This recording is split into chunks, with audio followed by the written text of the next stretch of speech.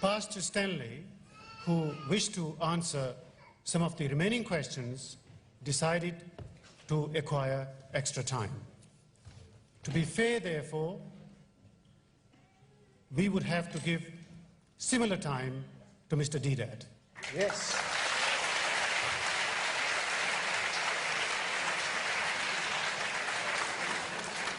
You know, when you lay down rules, boxing, wrestling, any game, and when the fellow is knocked out, he said, look, I'd like to have another second chance.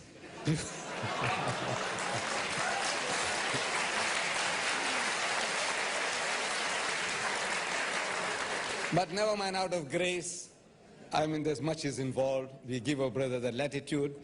Now, they're giving me 5 minutes also. Thank you very much. You see, Pastor Stanley mentioned that the Quran also speaks about the Torah, which is the law of Moses, and the Injil, meaning the gospel of Jesus, no doubt. See, there is a relationship between the teachings of Moses, Jesus, and Muhammad. To us Muslims, in actual fact, this is all one religion. There's only one religion.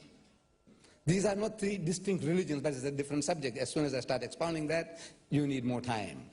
But the Quran tells us that we believe in the principle that Moses was inspired by God, David was inspired by God, Jesus was inspired by God, and whatever they gave out in the respective times, it was from God, infallible.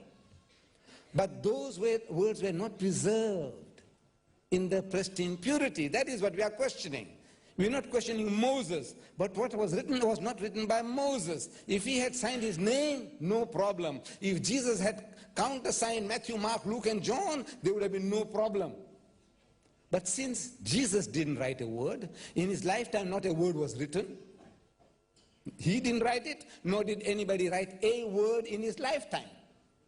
These are all books, anonymous books.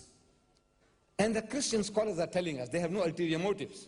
I might have, but not your scholars. What ulterior motive do they have to tell you that Matthew has used Mark's gospel freely? In the language of the school teacher, he was copying wholesale from Mark. And Mark was not even one of the 12 disciples of Jesus. Why should an eyewitness and a ear witness like Matthew go and copy somebody who wasn't there? It doesn't make sense. And in the book itself, Matthew tells us, Matthew 9:9, it says, while he, Jesus, was going forth into the way, Jesus, saw a tax collector called Matthew. And he, Jesus, comes up to him and he says to Matthew, follow me. And Matthew, followed him, Jesus. Who wrote that? God write it? Did Jesus write it? No. Did Matthew write it? No.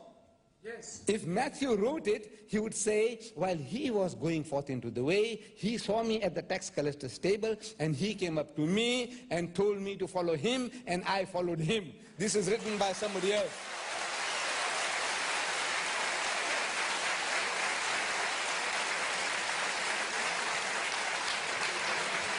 But now, Mr. Chairman, Ms. Chair Lady, and my dear brothers and sisters, we should give you the opportunity now to fire your questions.